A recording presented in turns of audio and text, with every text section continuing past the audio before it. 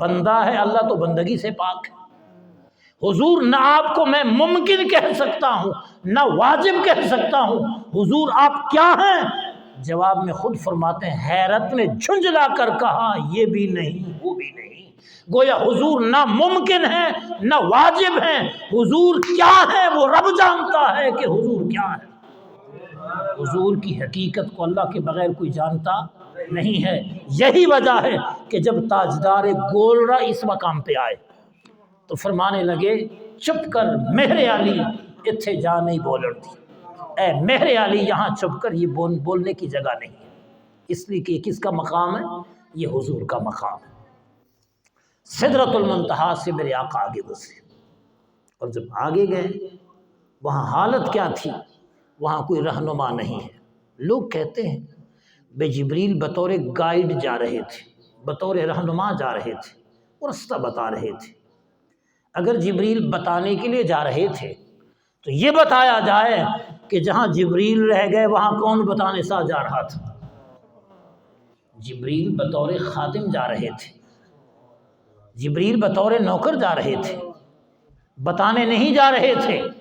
یہی وجہ ہے کہ میرے آقا علیہ السلام نے فرمایا، میرے 2 وزیر زمینوں پر ہیں، 2 وزیر آسمانوں پر، لی وزیرایا فی الارض ولی وزیرایا فی السماء۔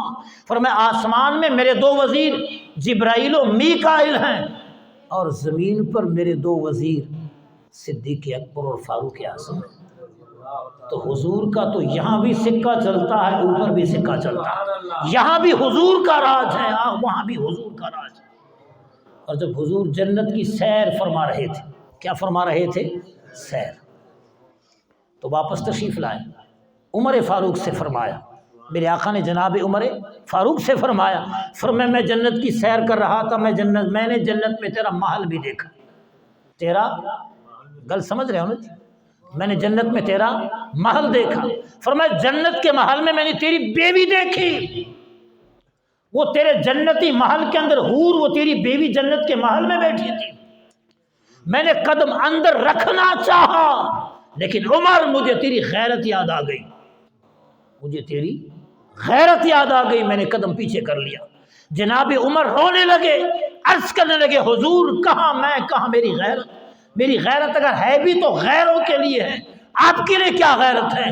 جب میری دنیاوی بیوی تیری نوکرانی ہے، تیری لونڈی ہے، تیری خادمہ ہے، تو پھر جنتی بیوی بھی تیری قربان، آپ اندر کیوں نہیں گئے؟ تو حضور تو جنت کی سیر فرماتے بھی ہیں، جنت میں جو دیکھا وہ آ کر بتاتے بھی۔ جب حضور جنت میں جا رہے تھے نا، سیر فرما رہے تھے، تو جنت میں جاتے جاتے اپنے سے آگے قدموں کی آواز سن لی، جیسے کوئی جا رہا ہو، قدموں سے آہٹ آواز۔ حضور جنت کی سیر فرما رہے تھے، قدموں کے آگے سے قدموں کی آواز آ رہی تھی۔ فرمایا حضور نے، وہ حضرت بلال مجھ سے آگے جا رہے تھے، حضرت بلال جنت میں مجھ سے آگے آگے جا رہے تھے۔ اچھا ایک بات ہے، آپ کسی کے چہرے کو دیکھ کر پہچان سکتے ہیں، کسی کی آواز سن کر پہچان سکتے ہیں، کسی کے چلنے کا انداز کو دیکھ کر پہچان سکتے ہیں، کسی کو آپ قد سے پہچان سکتے ہیں، لیکن قدموں کی آہٹ سے کسی کو پہچاننا بڑا مشکل ہے۔ قدموں کی آہٹ سے پہچاننا بڑا، کتنی کائنات ہے جہاں 7 آسمان نیچے رہ گئے، حضور جنت کی بلندی میں جنت کی سیر فرما رہے ہیں، آگے آگے جا رہے ہیں، حضور سے آگے قدموں کی آہٹ آ رہی ہے۔ حضور واپس آئے، فرمایا بلال وجہ کیا ہے؟ میں جنت میں جا رہا تھا، تو مجھ سے آگے آگے جا رہا تھا۔ علماء فرماتے ہیں یہ کیا چیز ہے؟ حضرت بلال کے قدموں کی آہٹ حضور نے کیوں سنی؟ وجہ کیا تھی؟ وہ فرماتے ہیں اس لیے کہ کل جب جنت میں داخلہ ہوگا، جب جنتی جنت میں جائیں گے، قیامت میں حساب کتاب ہو جائے گا، جنتی جنت میں جائیں گے، حضرت بلال بھی جنت میں جائیں گے، مصطفیٰ کریم بھی جنت میں جائیں گے، پر حضرت بلال آگے جائیں گے، مصطفیٰ کریم بعد میں جائیں گے۔ کیوں؟ ہمیشہ نوکر آگے ہوتے ہیں، خادم آگے ہوتے ہیں، ہٹو بچوں کا شور پہلے ہوتا ہے، سردار حاکم حکمران بعد میں آتے ہیں، حضور جنت میں بعد میں جائیں گے، بلال ہٹو بچوں کا شور لگاتے ہوئے آگے جائیں گے۔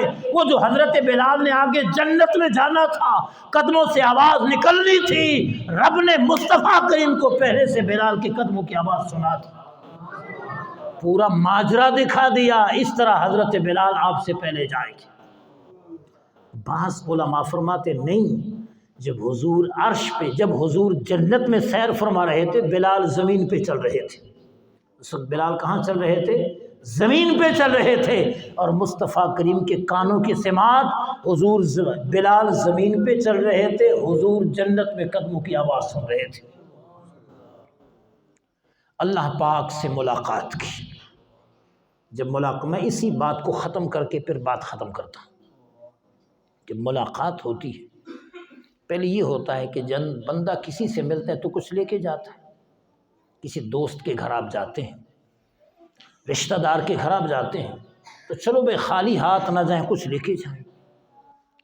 اب آج رات سب سے بڑی ملاقات ہے، امام الانبیاء سید المرسلین بارگاہ رب میں حاضر ہو رہے ہیں، تو سوال یہ ہے کہ حضور اللہ کے دربار میں کیا لے کر گئے؟ اور دوسری بات یہ ہے کہ لے جایا جاتا ہے اس کے پاس جس کو کوئی احتیاجی ہو، کوئی ضرورت ہو، جس کے پاس کوئی کمی ہو۔ اللہ کے پاس تو کسی چیز کی کمی نہیں ہے، تو حضور جب اللہ سے ملنے گئے کیا ساتھ لے کر گئے؟ رب نے پہلے سے واضح کر دیا، سبحان الذی اسریٰ بعبدہ، پاک ہے وہ ذات جس نے اپنے بندے کو سیر کرائی۔ تو گویا کہ حضور وہاں پر اللہ کے دربار میں اپنی بندگی لے کے جا رہے تھے، اور بندگی کا معنی کہ عاجزی، انکساری۔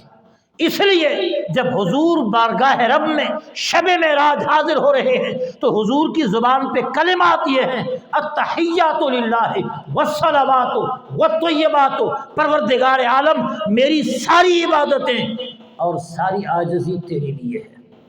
حضور بارگاہ رب میں عاجزی لے کر گئے، عبادت لے کر گئے، اور کسی بندے کے پاس رب کے دربار میں پیش کرنے کے لیے عاجزی سے بڑھ کر کوئی چیز نہیں۔ یہی وجہ ہے کہ ہم نماز بھی پڑھتے ہیں، روزہ حج زکوٰۃ بھی کرتے ہیں، تلاوت تہجد بھی کرتے ہیں، صدقہ و خیرات بھی کرتے ہیں، لیکن جب ہاتھ اٹھاتے ہیں تو اپنی عاجزی پیش کرتے ہیں، بے بسی پیش کرتے ہیں، بے کسی پیش کرتے ہیں۔ یا اللہ میں کچھ بھی نہیں، میری جھولی خالی ہے، میرا نام اعمال خالی ہے، میں بے بس ہوں، میں بے کس ہوں، میں کچھ بھی نہیں، یا اللہ بس مانگنے کا صلہ مانگتا ہوں، اپنا کرم فرما۔ انسان کے پاس اللہ کے دربار میں پیش کرنے کے لیے عاجزی سے بڑھ کر کوئی چیز نہیں، اور بندگی سے بڑھ کر کوئی چیز نہیں۔ حضور جب شب معراج بارگاہ رب میں گئے تو سب سے بڑی چیز عاجزی، بندگی بارگاہ رب میں پیش کی۔ آپ کہیں گے مولوی صاحب ملاقات ہم کرتے ہیں تو ایک دوسرے کو سلام کہتے ہیں، السلام علیکم ورحمۃ اللہ وبرکاتہ، تو جب حضور اللہ کے دربار میں گئے تو پھر سلام کیوں نہیں کہا؟ ہمیں تو حکم یہ ہے کہ سلام کہو ایک دوسرے کو، تو پھر اللہ کے محبوب نے بارگاہ رب میں سلام کیوں نہیں کہا؟ اس کا جواب یہ ہے کہ سلام اسے کہا جاتا ہے جو سلامتی کا محتاج ہو۔ السلام علیکم تمہاری اوپر سلامتی ہو، آپ کہیں وعلیکم السلام تمہاری اوپر سلامتی، میں سلام کہتا ہوں اس لیے کہ آپ سلامتی کے محتاج ہیں۔ آپ جواب دیتے ہیں کہ میں سلامتی کا محتاج ہوں، ہر کسی کو سلام، لیکن اللہ سلامتی کا محتاج نہیں، وہ خود سلام ہے۔ القدوس السلام المؤمن المہیمن العزیز الجبار المتکبر۔ اس لیے آپ کسی سے بھی ملیں سلام کہیں، لیکن جب رب سے ملاقات ہو وہاں سلام نہیں کیا جاتا، وہاں عاجزی پیش کی جاتی ہے، وہاں انکساری پیش کی جاتی ہے۔ لہٰذا جب حضور نے یہ کلمات کہے تو رب نے کیا فرمایا؟ التحیات للہ والصلوات والطیبات، رب نے فرمایا السلام علیک ایھا النبی، یہ رب نے فرمایا السلام علیک ایھا النبی۔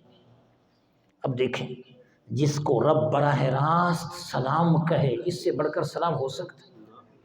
ایک دفعہ ایسا ہوا کہ حضور کسی صحابی کے گھر تشریف لے گئے، دروازے پہ آئے، سلام فرمایا السلام علیکم، اندر سے آواز نہیں آئی، میرے آقا نے دوبارہ سلام فرمایا، جواب نہیں آیا۔ تیسری دفعہ سلام فرمایا، جواب نہیں آیا۔ اور شرعی حکم بھی یہ ہے کہ آپ دروازے کے کسی کے دروازے پہ جاتے ہیں تو 3 دفعہ اجازت مانگیں، اگر اندر سے آواز آئی تو ٹھیک، نہیں تو واپس چلے جائیں۔ 3 دفعہ سے بڑھ کر اجازت مانگنے کی ضرورت نہیں ہے۔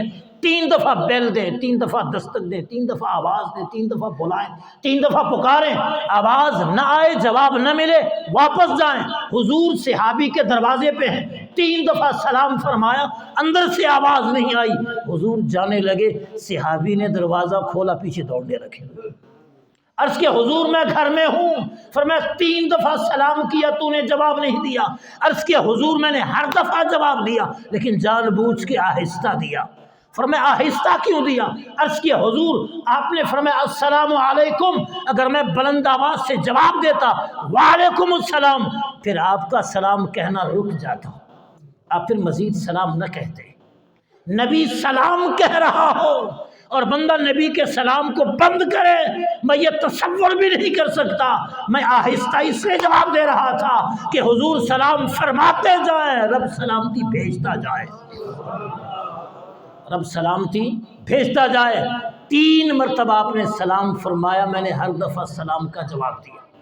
تو جس سے اللہ کا محبوب سلام کرے وہ خوشی سے پھولے نہیں سماتا، اور جسے خود ساری کائنات کا رب براہ راست سلام کہے۔ رب نے کیا فرمایا؟ السلام علیکہ ایھا النبی، اے نبی تیری اوپر بھی سلام۔ اچھا ایک بات سمجھیں، وہ بات یہ ہے کہ حدیث پاک میں آیا الصلاۃ معراج المومنین، نماز مومن کی معراج، نماز مومن کی معراج۔ اور حدیث پاک میں میرے آقا نے فرمایا بندہ سجدے میں رب کے جس قدر قریب ہوتا ہے کہیں بھی اس قدر قریب نہیں ہوتا۔ تلاوت کرو رب کا اتنا قرب نہیں، جہاد کرو اتنا قرب نہیں، طواف کرو اتنا قرب نہیں، رکوع کرو اتنا قرب نہیں، زکوٰۃ دو صدقہ دو اتنا قرب نہیں۔ بندہ جب سجدے میں جاتا ہے جس قدر قرب رب کا حاصل کرتا ہے اس سے بڑھ کر قرب کہیں بھی بندے کو نہیں ملتا۔ تو نمازی نماز میں گویا رب سے کلام کرتا ہے، حضور عرش پہ گئے، وہ حضور کا معراج ہوا۔ ہم نماز پڑھتے ہیں، یہ ہمارے لیے معراج ہے، اس لیے اللہ پاک نے معراج والی گفتگو کو نماز کا حصہ بنایا۔ السلام علیکہ ایھا النبی، اے محبوب کریم آپ پر سلام۔ اور تفیسی پربس نے فرمایا ورحمۃ اللہ وبرکاتہ، حضور نے بھی 3 چیزیں بیان فرمائی، التحیات للہ والصلوات والطیبات۔ اور جب رب سلام بھیجنے لگا تو بات صرف سلام پہ بند نہ کی بلکہ رب نے سلام بھی بھیج دیا، رحمت بھی بھیج دی، وبرکاتہ، اور رب نے اپنی برکتیں بھی مصطفیٰ کریم پر بھیج دی۔ یہ کس نے فرمایا؟ رب نے۔ اب جب کوئی سلام کہتا ہے پھر بندہ سلام قبول بھی کرتا ہے، تو حضور سلام قبول کرنے لگے، سلام قبول کرنے لگے، اور قبول کرتے ہوئے عرض کرنے لگے السلام علینا وعلی عباد اللہ الصالحین۔ یہ کلمات کس نے کہے؟ حضور نے ارشاد فرمایا۔ معنی کیا بنتا ہے؟ حضور ہمارے اوپر سلام ہو اور اللہ کے نیک بندوں پر سلام ہو۔ السلام علینا وعلی عباد اللہ الصالحین۔ یہاں علماء فرماتے ہیں بات بڑی عجیب ہے، جب حضور نے سلام قبول فرمایا تو نیکوں کو یاد کیا، بروں کو تو یاد ہی نہیں کیا۔ السلام علینا، ہمارے اوپر بھی سلام ہو، وعلی عباد اللہ الصالحین، اللہ کے نیک بندوں پر سلام ہو، تو خود کو بھی یاد کیا، نیک بندوں کو بھی یاد کیا، تو ہم جیسے برے کہاں گئے؟ کاش حضور ہمیں بھی یاد فرماتے کہ یا اللہ تیرا سلام میرے جو گناہگار ہیں امت کے ان پر بھی ہو۔ ہم گناہگاروں کو یاد کیوں نہیں کیا؟ علماء فرماتے ہیں تمہیں سمجھ نہیں آئی، جب حضور سلام قبول فرما رہے تھے تو عرض کر رہے تھے السلام علینا، ہمارے اوپر سلام، ہمارے اوپر، یہ صیغہ جمع کا ہے۔ حضور فرماتے میری اوپر سلام ہو تو سلام حضور کی ذات تک محدود رہتا، حضور عرض کرتے ہیں ہمارے اوپر سلام ہو، گویا ہمارے میں حضور اپنے ساتھ کسی کو شامل کر رہے ہیں۔ پھر نیکوکاروں کو الگ بیان کیا، وعلی عباد اللہ الصالحین، اپنے ساتھ جمع کا صیغہ، گویا جب حضور اللہ کے سلام کو قبول فرما رہے تھے، نیکوکاروں کو الگ رکھ رہے تھے، گناہگاروں کو اپنے ساتھ ملا کے رب کے سلام کو قبول فرما رہے تھے۔ رب کے سلام کو کیا کر رہے تھے؟ قبول فرما رہے تھے۔ یہاں کیا ہوا؟ کہتے ہو اللہ پاک نے بڑی، پورا قرآن رب کی وحی ہے، پورا قرآن رب کی کیا ہے؟ وحی، اور وحی کی مختلف صورتیں ہیں، وحی کی مختلف صورتیں۔ سب سے عظیم صورت وحی کی یہ ہے کہ اللہ اپنے محبوب کو براہ راست بتائے، بیچ میں واسطہ نہ ہو، جبریل لے کے آئے، خواب میں آئے، کسی اور طریقے سے آئے، پورا قرآن نازل ہوا، وحی کی بڑی صورتیں قرآن نازل ہوتا رہا۔ آج شب معراج ہے، رب چاہتا یہ ہے پیارے میں نے ہر وحی تیری اوپر نازل کر دی، آج عرش کی بلندیوں پہ آ جا، تیری اوپر وہ وحی رکھ دوں جو سب سے بہترین وحی ہے۔ پھر اللہ پاک نے حضور کی طرف وحی فرمائی، اور کیا وحی فرمائی؟ فَأَوْحَىٰ إِلَىٰ عَبْدِهِ مَا أَوْحَىٰ، رب نے حضور کی طرف وحی فرمائی، وہ جو وحی فرمائی۔ علماء فرماتے ہیں قرآن مجید میں وہ کون سے کلمات ہیں جو شب معراج رب نے حضور کو دی ہے؟ قرآن تو جبریل لے کے لاتا رہا، قرآن نازل ہوتا رہا، لیکن کیا قرآن میں ایسی بھی کلمات ہیں وحی کے کہ شب معراج براہ راست رب کریم نے مصطفیٰ کریم پہ وحی فرمائی؟ فرمایا ہاں، وہ خواتین بقرہ ہیں، خواتین بقرہ، جن آیتوں پر سورہ بقرہ ختم ہو رہی ہے، آمن الرسول بما انزل الیہ من ربہ، یہاں سے لے کر آخر تک سورہ بقرہ کی جو آخری 2 آیتیں ہیں، یہ قرآن میں واحد وہ وحی ہے جو اللہ کریم نے براہ راست مصطفیٰ کریم پہ فرمائی۔ اور ان آیتوں کی فضیلت یہ ہے، میرے آقا نے فرمایا جو بندہ روزانہ 3 راتوں کو یہ گھر میں پڑھے، یہ آخری 2 آیتیں سورہ بقرہ کی، روزانہ 3 دن مسلسل، 3 راتیں مسلسل گھر میں یہ 2 آیتیں پڑھے، فرمایا اس گھر سے اللہ پاک شیطانی اثرات کو ختم کر دیتا ہے۔ پھر اس رات رب کریم نے حضور کو جو امت کے لیے تحفہ عطا فرمایا، وہ تحفہ کس کا تھا؟ نماز کا۔ کس کا تحفہ تھا؟ نماز کا۔ نماز کا تحفہ عطا فرمایا، اور صرف نماز کا تحفہ ہی نہیں بلکہ نمازیں تو 50 دی تھی نا، پھر آخر 50 سے 5 ہوئیں، فرمایا تیری امت پڑھے گی 5 نمازیں، پر ثواب میں 50 نمازوں کا دوں گا۔ اب ساری شریعت اللہ کریم نے زمین پہ اتاری، لیکن جب نماز کی فرضیت کا وقت آیا، مصطفیٰ کریم کو عرش پہ بلایا اور عرش پہ نماز کا تحفہ عطا فرمایا، لہٰذا نماز عرشی تحفہ ہے، اور جو نماز خدا نخواستہ نہیں پڑھتا وہ رب کے حکم کو رد کرتا ہے، مصطفیٰ کریم کے تحفے کو رد کرتا ہے۔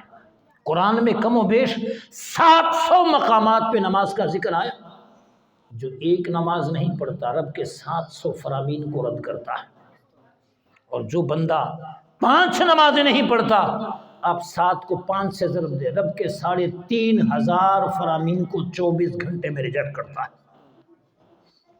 نماز اہم تحفہ ہے، اور میرے بھائی نماز رب سے ملاقات کا، تعلقات کا، رابطے کا، تعلق بنانے کا ذریعہ ہے۔ ہم لوگوں سے تعلق بناتے ہیں، MNA کام آئیں گے، MPA کام آئیں گے، ناظم، کونسلر، SHO، فلاں فلاں مشکل میں کام آئے گا، کبھی اس کو چائے پلاؤ، کبھی اسے فون کرو، کبھی کھانے پہ بلاؤ، کبھی اس کے پاس جاؤ، اس کی خوشامد کرو، خاطر مدارات کرو، تعلق بنے۔ میرے بھائی تو نماز پڑھ، رب کے ساتھ تعلق بنا، جب تو رب کے ساتھ تعلق بنائے گا دنیا بھی تیری بن جائے گی، آخرت۔ اور یاد رکھ میرے بھائی، آپ جب کسی کو فون کرتے ہیں تو سوچتے ہیں کہ پتہ نہیں اب وہ کھانا کھا رہا ہو، شاید وہ ابھی سو رہا ہو، شاید میٹنگ میں مصروف ہو، شاید وہ کہیں سفر میں ہو، شاید کال اٹینڈ نہ کر سکے، لیکن رب کی ذات وہ ہے 24 گھنٹے میں جب بھی آپ کا دل چاہے کہ میں اللہ سے تعلق بناؤں، رب سے رابطہ کروں، رب کے دربار میں عرضی پیش کروں، تو پھر آپ 2 رکعت نماز کی نیت کر لیں، دعا مانگیں، آپ جس وقت بھی پکارتے ہیں رب تیری پکار سنتا ہے۔